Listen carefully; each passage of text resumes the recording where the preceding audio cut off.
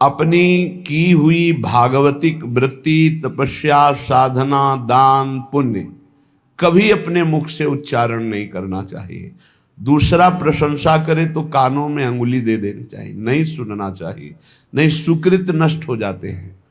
साधन का जो फल है वो आपको फिर नहीं प्राप्त होगा। प्रशंसा अपने मुख से करने से बचे और दूसरे के मुख से प्रशंसा सुनने से बचे। दूसरे की निंदा अपने मुख से करने से बचे और दूसरे के मुख से सुनने से बचे। अपनी निंदा आनंद पूर्वक सुने, अपनी निंदा करने वाले का सम्मान करे, अपनी प्रशंसा स्वयं ना करे, दूसरा जो अपनी प्रशंसा करे उसका सम्मान ना करे। ये भागवतिक सिद्धांत बहुत उल्टा है, इसे जल्दी सांसारिक प्राणी नहीं समझ पाते।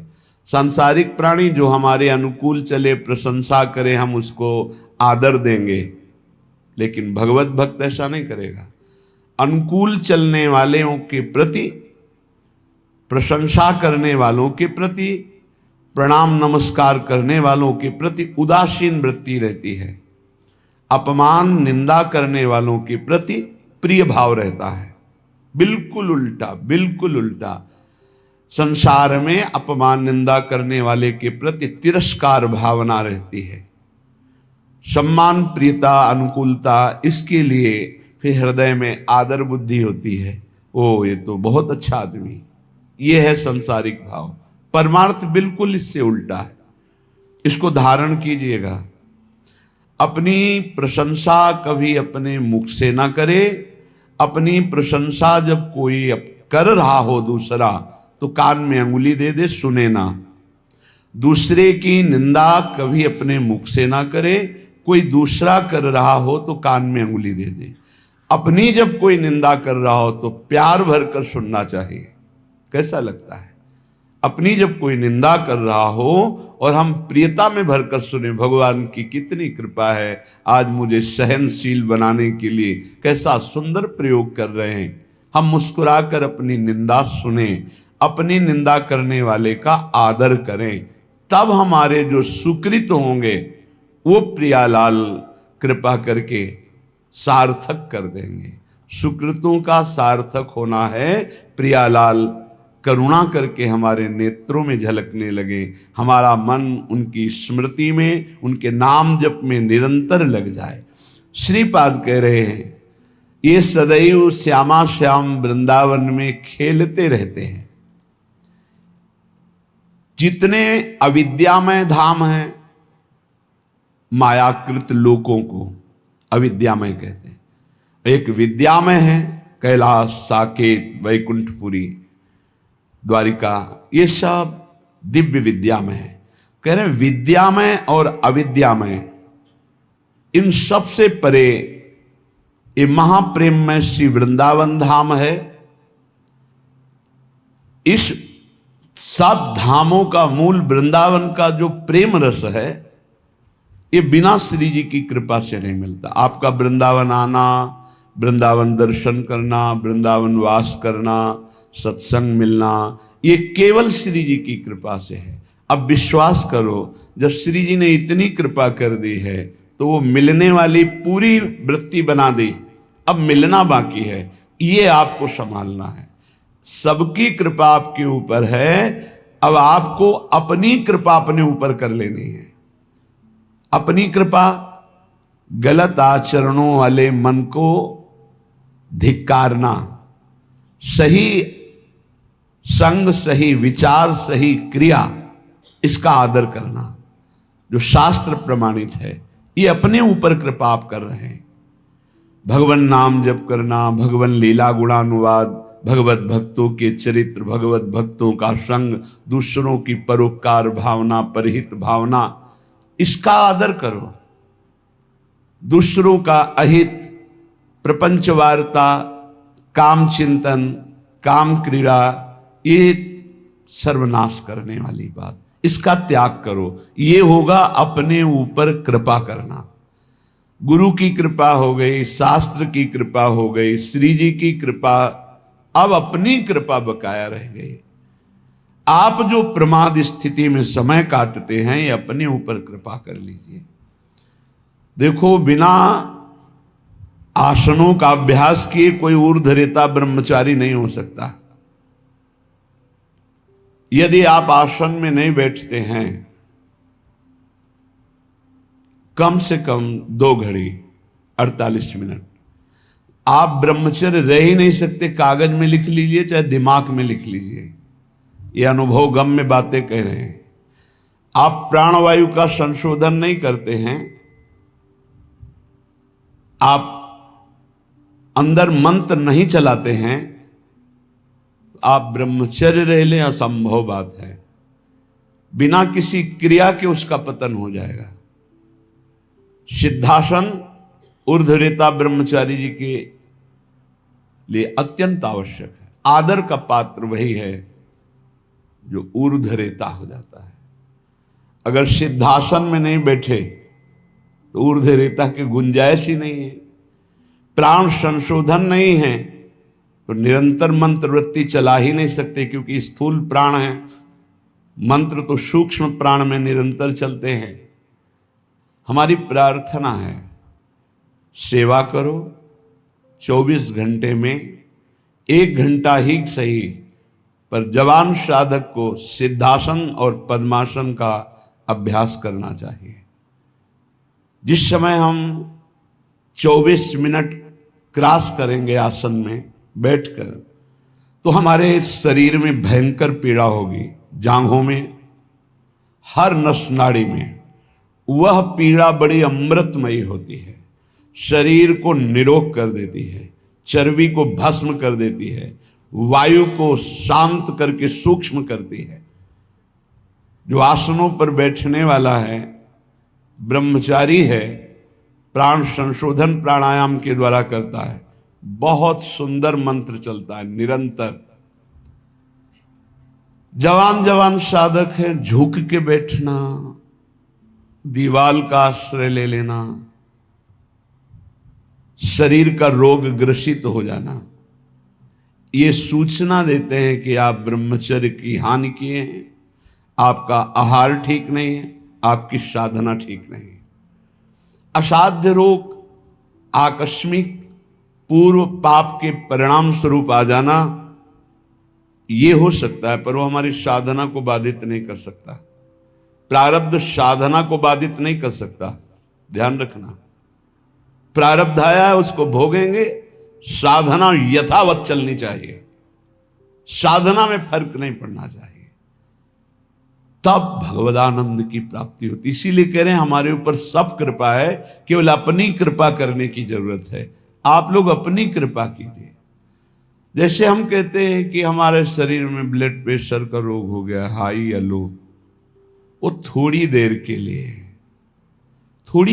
लिए हमको शिथिल कर सकता है, लेकिन नहीं, वो हमारे साधन को नष्ट नहीं कर सकता, वो हमारे साधन को नहीं। हम सम में हैं, ब्लड प्रेशर हाई या लो, विषम में है, कोई फर्क नहीं पड़ता। और हम विषम चिंतन करते हैं तो ये सब सही भी हो तो ये गलत है। हमारा विचार, हमारी साधना प्रारब्ध नहीं बाधित कर सकता, ध्यान रखना। प्रारब्ध पाप कर्म का परिणाम है, और वर्तमान की हमारी साधना भागवतिक है। हमारी भागवतिक साधना को आच्छादित कर दे, इतनी बड़ी सामर्थ्य प्रारब्ध में नहीं है। प्रारब्ध बाधा खड़ी करता है, लेकिन हमारे भजन को नहीं रोक सकता, हमारी भागवतिक उन्नति को नहीं रोक सकता। लेकिन हम लोग इससे एक बेपरवाह से नजर आते हैं। धिक्कार है उस शिष्य को जब गुरु को आज्ञा देने में सोच करना पड़े, पता नहीं मानेगा कि नहीं मानेगा। इसीलिए परमार्थ की दिव्यता प्रकाशित नहीं हो रही। जीना, समय काटना, गुरु कृपा से कल्याण हो जाना, ये सब हो जाएगा, इस पे कोई चिंता की बात नहीं। लेकिन जीते दी अध्यात्म की भूमिकाओं पे विचरण करना, ये अपने ऊपर कृपा करना है। प्यारे, ये बहुत कीमती शरीर है, आपका कल्याण तो निश्चित है, लेकिन यदि आप यहां हजारों का कल्याण करके नहीं गए तो आपका साधु वेश धारण करना किस काम का? अपने कल्याण के लिए तो कोई खास बात नहीं। हमारी साधना अपने कल्याण के लिए नहीं होती, ध्यान रखना। हमारा कल्याण तो जिस दिन हम गुरु की शरण में हुए उसी दिन हो गया। अब हम साधना करते हैं इस जगत मंगल के लिए। साधु का पूरा जीवन परोपकार के लिए होता है, परहित के लिए होता है, दूसरों के दुखों का नाश करने के लिए होता है। रात दिन भजन करके फिर संकल्प बनता सर्वे भवन्तु सुखिना सर्वे सन्तु निरामया। इसलिए पूरा जगत उसे नमस्कार करता है। आप सबसे प्रार्थना है इस नाशवान मलमूत्र बनाने वाले शरीर को प्रिय मानकर केवल खान पान विश्राम शयन इसी में काटते रहोगे, जीवन रंग नहीं लाएगा। रंग लाने के लिए गुरु आज्ञा की कसौटी में कसना होगा, तब आप प्रियालाल की सेवा के आभूषण बनेंगे, तब आप प्रियालाल के श्रृंगार सेवा में आएंगे। बिना कसौटी में कसे, बिना आग में तपे निर्विकार नहीं होता। एक बार हिम्मत करो, तुम शरीर नहीं हो, ये शरीर छूटेगा, तुम्हें दिव्यता प्राप्त करनी है। दिव्य पार्थिव शरीर की आसक्ति वाला नहीं अनुभव कर सकता, इससे ऊपर उठो। बहुत घटिया सोच है यदि ये सोच बनी रहे कि मुझे अच्छा खाने को मिले, अच्छा सोने को मिले, अच्छा रहने को मिले, बहुत घटिया सोच है। रात के 12:30 बजे जग गए, अपनी दिनचर्या में लगे, 10:30 बजे तक लगे रहेंगे, फिर जाके ये हम इसलिए कह रहे हैं कि आप स्वस्थ हैं और आप कमाई नहीं कर पा रहे, चाहे गृहस्थ हो या विरक्त। अरे मरना है यार, जाना है यहां से। अच्छी नाम की कमाई कर लो, अच्छी अध्यात्म की उन्नति कर लो, लाखों का कल्याण कर दोगे। सातरति सातरति सा लोकाम तारयति। हमारा जन्म दूसरों का मंगल करने के लिए हुआ है। आप विश्वास कीजिए, बहुत घाटे का सौदा हो रहा है, बहुत घाटे का। किसको चढ़ाएं, किसको उत्तम रीति में पहुंचाएं, जब तक हमारी आज्ञा पर तुम बलिदान होना नहीं चाहोगे तब तक नहीं बन सकता। पंच प्यारों की रचना जानते हो कैसे हुई थी? हमें तुम्हारा रक्त चाहिए, तुम्हारी गर्दन चाहिए, खड़े हो सभा में कौन? तो एक खड़े हुए, अंदर गए और ऐसे रक्त की धारा चल पड़ी। अब दूसरा कोई खड़ा हो, 5 केवल खड़े हुए थे लाखों की सभा में। फिर 5 को निकाल के लाए, क्योंकि काटा नहीं था, वहां केवल लीला की थी, अन्य रक्त की लीला केवल हुई थी, वहां किसी की हिंसा नहीं हुई थी। सब आश्चर्यचकित हो गए। ये हैं 5 और एक एक से इतनी सामर्थ्य भर दूंगा कि 1.25 लाख को एक परास्त कर देगा। परम पूज्य श्री गुरु गोविंद सिंह के वचन। एक को 1.25 लाख परास्त करने वाली सामर्थ्य तैयार करो, क्यों? प्राणों को बलिदान कर दिया। नारायण अति कठिन है हरि मिलन की बाट, या में पग पीछे धरे प्रथम शीश दे काट। चाहे गृहस्थ हो चाहे विरक्त, दिव्यानुभूति के लिए तुम्हारा मानव शरीर मिला है, पार्थिव भोगों के लिए नहीं। पर इसमें आपको अपनी कृपा करनी बकाया रह गई। सब कृपा आपके ऊपर है, आप अपनी कृपा कर ले। बस इसमें हमें सब घाटा नजर आ रहा है। गुरु कृपा, धाम कृपा, इष्ट कृपा, शास्त्र कृपा। गुरु लाखों ने बनाया, लेकिन गुरु की बात मानने वाला कोई बिरला ही है। ऐसा नहीं कि नहीं है, पर वो इतने में अंगुली में गिने जाएं। तो एक साधु जब साधना करता है तो प्रांत को पावन कर देता है, और सैकड़ों साधु जहां भजन करे तो राष्ट्र को पावन करने की सामर्थ्य रखते हैं। इसलिए जगो, मोह निद्रा से जगो। तुम मानव नहीं हो, तुम भगवान की दिव्य अंश हो। तुम्हारा जन्म ही हुआ है दिव्यता के लिए, पशुता के लिए तो अन्य योनियां हैं। निद्रा भय आहार मैथुन ये पशुता है, इसके लिए अन्य योनियां हैं। तुम दिव्य नारायण स्वरूप हो, हरि स्वरूप हो, अपने स्वरूप की तरफ बढ़ो। ये सब छोड़ो, ये आंतरिक वृत्ति को सुधारो भाई। खान पान विश्राम ये कुछ नहीं है, कुछ नहीं है। पूरा जीवन खाते खाते मर जाओगे, फिर भी रसेंद्री तृप्त नहीं होगी। भोगते भोगते मर जाओ पर जनेंद्री तृप्त नहीं होगी। देखते देखते मर जाओ पर नेत्रेंद्री तृप्त नहीं होगी। ये कैसा झूठा नाटक। इस नाटक का पर्दाफाश करने के लिए तुम जन्मे हो, अपने हृदय के नाटक का पर्दाफाश करने के लिए। यही सुकृत है, यही तप है, और ऐसे हृदय वालों का आकर्षण श्री प्रियालाल करते हैं। बिना देखे जीवन चला जाए तो धिक्कार है जीवन को। क्या देखना है? प्रिया प्रीतम को। इन्हीं आंखों से ऐसे स्पष्ट, इन्हीं नयनन सब सुख देखें, अपनो जन्म सुफल करी लेखें।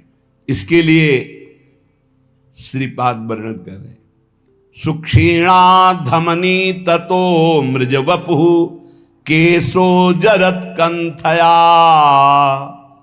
कौपीनेन चचीर खंडक कृते नाढ्योति सौम्याकृति तूष्णीका सकला धमाधम इवात्यंतम विदूरे चरन श्री राधा पद दास्य लीन हृदयो वृंदावने श्याम कृति। बोले इतना साधन में तन्मय है कि भोजन बहुत अल्प हो गया, इसलिए सुक्षीणा धमनी, नस नाड़ियां एक एक गिन लो। देखो यह है अपने ऊपर कृपा, और आपसे सच्ची कहते हैं, कई कई दिन भोजन न मिलने पर भी ना शक्ति का ह्रास और न निराशा न चेहरा उदास। कैसे? साधन बल। आसनों में बैठने वाला, प्राणों का संयमन करने वाला कभी भी तेज रहित नहीं हो सकता, उत्साह रहित नहीं हो सकता, क्योंकि उसके पास बहुत बड़ी सामर्थ्य है। भजन, ब्रह्मचर्य, आसन, प्राणायाम, बहुत बड़ी सामर्थ्य, बहुत बड़ी किसी भी संप्रदाय का हो, यह अत्यंत आवश्यक है, अत्यंत आवश्यक है। कोई सुन नहीं रहा। ये अपने ऊपर कृपाए राग त्यागी वैरागी कहलाने वाले आप हैं, परमार्थ के पथिक हैं। सुक्षीणा धमनी ततो मृज वपुः केशो जरत कंथया। शरीर की एक एक नस नाड़ी गिन ली जाए ऐसी, क्योंकि अल्पाहार। पूज्यपाद उड़िया बाबा, पूज्यपाद मग्नानंद सरस्वती जी महाराज, श्री स्वामी अनंग बोधाश्रम जी, रोटी राम बाबा, एक सितवा बाबा, ऐसे ऐसे सिद्ध महापुरुष। एक दिन सितवा बाबा जा रहे थे तो गांव में पहले शौच बाहर जाया जाता था, तो एक लोटे में 3 माताएं शौच।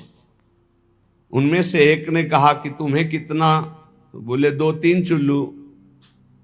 बोले हाथ तो साफ नहीं हुआ होगा। बोले आटा लगाना है, साफ ही हो जाएगा उसमें। विनोद में उसने कहा आटा लगाने में तो साफ ही हो जाए।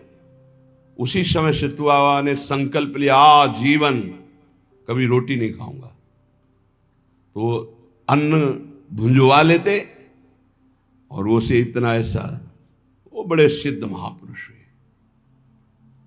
रोटी राम बाबा जिस समय प्रधानमंत्री इंदिरा गांधी थी, ये दर्शन करने जाया करती थी, जिससे देवराहा बाबा के से बड़े सिद्ध महापुरुष रोटी राम। बस हाथ में ऐसे रोटी ले ली, बस उसी को पास, बस ये 56 प्रकार के भोग प्रियालाल पावे। देखो स्वामी जी उत्तम भोग लगाए, मोर मरकट को सेवें। ऐसे प्रसाद बिहारी जी का ले लेते हो सब, और आप चना पाके। हे भाई, कमाने आए हो, लक्ष्य पे तीर एकदम अमोघ बाण की तरह जाना चाहिए। यही समय कमाने का, यही समय कमाने का, यही समय गंवाने का है। जिसकी जवानी तप में, उसकी वृद्धावस्था महान आनंद में। जिसकी जवानी भोग में, उसकी वृद्धावस्था दुर्गति में। कागज में लिख लो। और जिसका प्रारंभ से भजन उसका अंतिम भगवदाकार निश्चित, जिसका प्रारंभ विषयाकार, अंतिम बदलना बड़ा कठिन। ये जीवन की बातें कह रहे हैं। सुक्षीणा धमनी ततो मृज वपुः। कैसे तुम्हें बताएं? लक्ष्य ही नहीं है तो कैसे बताएं? लक्ष्य जब बन जाएगा तो नहीं खान पान ते भावे है, नहीं कोमल वसन सुहावे है, सब विषय लगे ते खाला है, हरियासिक का मग न्यारा है। हलवा और गुलाब जामुन पाने वाले लाखों हो सकते हैं, लेकिन प्रियालाल के लिए आंसू बहाने वाले दो कहो हरिवंश रस बिरलो समझनहार, एक दो ही जो पाइए खोजी सब संसार। सत्य सत्य परम सत्य बात कह रहा हूं। परम कसौटी कस के अपने आप को झोंक दो तपस्या में, अभी आगे प्रियालाल मिल जाएंगे। दिव्य अनुभूतियां, बिना गुरु की आज्ञा पर चले दिव्य अनुभूतियां नहीं हो सकती। एक खा पी के मोबाइल से गंदी बातें देख के समय काट लो, प्रिया प्रीतम की दिव्य लीला देखने का अधिकार नहीं प्राप्त कर पाओगे, मान लो। और एक बार चढ़ाई पे चढ़ जाओ तो सब खत्म हो गया। साधन काल में एक कवलन पूज्य पादुरिया बाबा सिद्धावस्था में 70 घरों में एक दिन में भिक्षा पाने जाते थे। एक दिन में 70 घरों में, अगर एक एक कवल पाते होंगे तो 70 कवल पाते। समझ लीजिए आप, एक बार चढ़ाई पे चढ़ जाओ, खेल हो गया, भगवत साक्षात्कार हो गया। अब क्या, अब तो बादशाह हो गए, घूमो आनंद मगन घूमो, कोई परास्त नहीं कर सकता। पर चढ़ाई ही नहीं चढ़ रहे। बिना विजयी हुए कोई सम्राट नहीं बनता। संतों को बादशाह का बादशाह कहा गया है। चाह मिटी चिंता मिटी मनुआ बेपरवाह, जिनको कछु न चाहिए वो साहन के साह। देखो तुम गुलाम हो या शहंशाह हो। बड़ी विचित्र दुर्दशा है, बड़ी विचित्र दुर्दशा। ए भाई जगो, सुख क्षीणा धमनी ततो मृज वपुः केशो जरत कंथया। कभी एक मिनट जीवन में किसी के पास बैठ करके वार्ता करने की कभी रुचि नहीं रही, वार्ता करने की रुचि। यहां वृंदावन तक में ये बलराम ब्रजवासी जब मिलने आते थे तो सबसे ऊपर छत में पद्मासन लगाए बैठे। कभी जब दृष्टि खुलती तो देखते हाथ जोड़े खड़ा है, ए बाबा कुछ पाया है कि नहीं, ये ले ले प्रसाद, पा लेना। हाँ ठीक है भैया, रख दो और आप जाओ। कभी विश्वास कीजिए, प्रपंच वार्ता हंसी मजाक मिलना जुलना, आग लगाओ अंदर। ये दूसरे के समझाने से नहीं होता है, खुद की आग से होता है। नई अवस्था है आपकी, या परमार्थ में चल रहे हो, चाहे गृहस्थ हो चाहे विरक्त हो। ये पेट बढ़ने का मतलब है साधन विहीन जीवन कर लेना। सिद्ध पुरुषों के पेट बढ़े तो आनंद तोंद है, आनंद उनकी कोई बात नहीं। अभी कुछ देखा ही नहीं है और बढ़ने लगा है चर्बी और मांस और ये सब, बिल्कुल नहीं, बिल्कुल नहीं। 18 से 48 तक घोर तप में जीवन, फिर आगे जो सिद्धावस्था आ जाएगी आप खुद देख लोगे कैसी आनंदमयी वृत्ति होती। हमारी प्रार्थना मान लो आप सेवा में रत रहें, लेकिन निरंतर चतुराशी जी नाम जप मंत्र जप चलता हुआ, और जब समय मिले फौरन आसनों पे बैठ जाओ। 2 घंटे 3 घंटे विश्राम, बस आसनों पे बैठ करके ही अपना समय व्यतीत करो। जवान हो, ब्रह्मचारी हो, भगवत मार्ग के पथिक हो। ततो मृज वपुः, कभी शरीर में साबुन तेल सांसारिक वस्तुएं इनका प्रयोग मत करो। वैसे प्राय नहीं करते, मत प्रयोग करो। कह रहे कि अमृज वपुः, ये साबुन लगा लगा करके इसके चमड़ी को चिकनी करके क्या तुम्हें संसार को दिखाना है? किसके? साबुन घोर रजोगुणी वस्तु है, शरीर में नहीं कभी लगाना।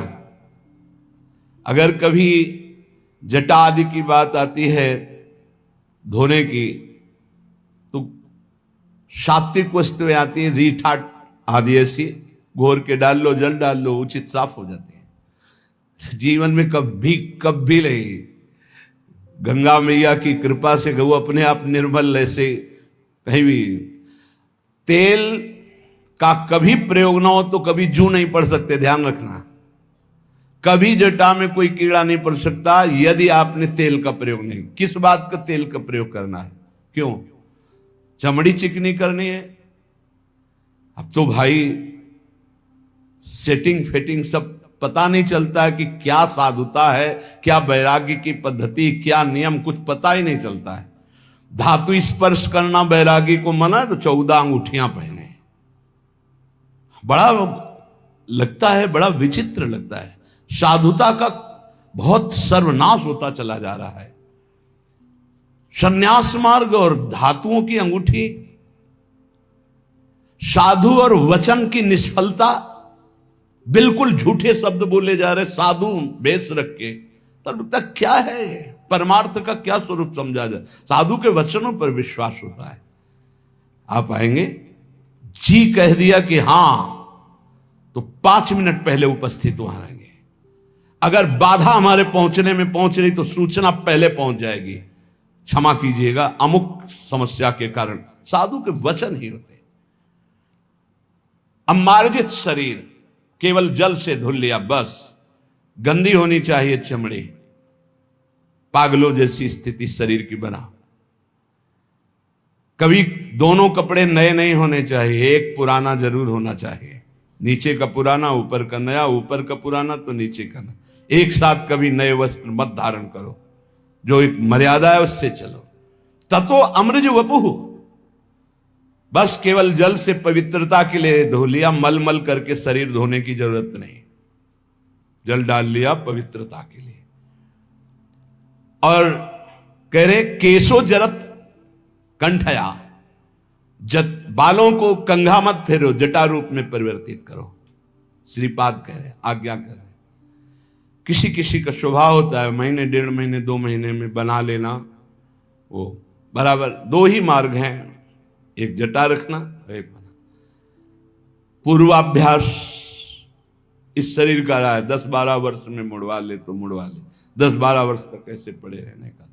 किसी किसी का अभ्यास होता है, जैसे पूज्य गुरुदेव भगवान प्रति 2 महीने में। 2 ही पद्धतियां हैं।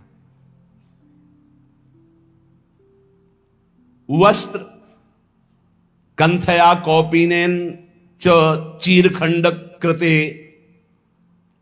2 लंगोटी 2 अचला, एक ऊपर का ओढ़ने का, जब तक ये फट न जाए। कोई दे रहा है तो स्पर्श किया जाता है, उसकी मर्यादा है, हमें नहीं चाहिए, ऐसे नहीं बोला जाता। कोई दे रहा है तो पहले उसे लिया, माथे से लगा लिया, फिर वापस कर दिया। बहुत अच्छा लगा। जो सुलझा हुआ, अभी एक कर्नाटक से सन्यासी जी आए थे, उनको वस्त्र दिया, लिया, ऐसे माथे पे लगाया, और बहुत जो शास्त्र सम्मत साधु संघ के एक एक उनके आचरण प्रमाणित होते हैं। ऐसा नहीं कहा मुझे नहीं चाहिए, लिया उन्होंने, माथे पे लगाया और सूंघा भी, फिर इनको दे दिया, ये ले लीजिए। नहीं चाहिए हमें, हमारे पास है, बस साधु हैं। बहुत अच्छा लगा, बहुत अच्छा लगा। शरीर कैसा, बोले एक एक नस के, एक बार चढ़ जाओ प्यारे, एक बार चढ़ जाओ। इस अध्यात्म की ऊंचाई पर पहुंचने के लिए एक बार ये अविद्या को छीड़ करो। ये शरीर अविद्या है, अविद्या, घोर अविद्या। इससे प्रीति मत करो, मत करो। यावत स्वस्थमिदम कलेवरम यावत च दूरे। जरा कैसे सच्चाई से, यार हमारी इच्छा है एक बार, हमें सभा में इसीलिए आज ये बात रखी, हमारी इच्छा है एक बार प्राणों की परवाह छोड़कर एक बार ऐसे साधन में लगो जिससे प्रियालाल की प्राप्ति हो, जिससे प्रियालाल की दिव्यता हो, और उस दिव्यता से हम जगत मंगल कर सके।